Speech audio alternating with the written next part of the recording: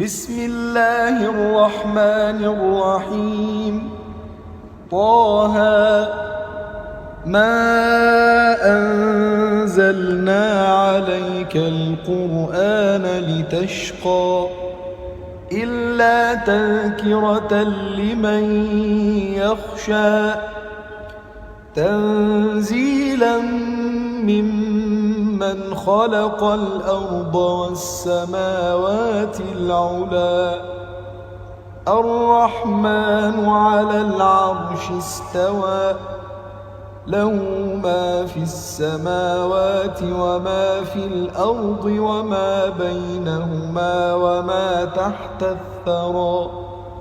وإن تجهر بالقول فإنه يعلم السر وأخفى الله لا إله إلا هو له الأسماء الحسنى.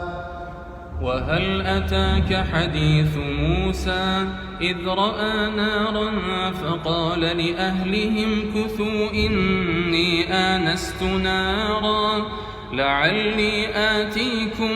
منها بقبس أو أجد على النار هدى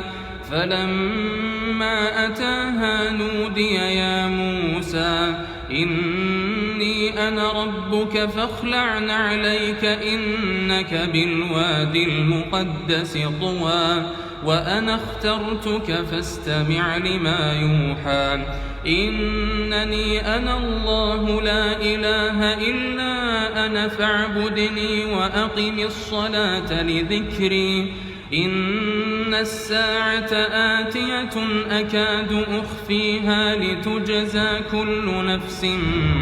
بما تسعى فلا يصدنك عنها من لا يؤمن بها واتبع هواه فتردى.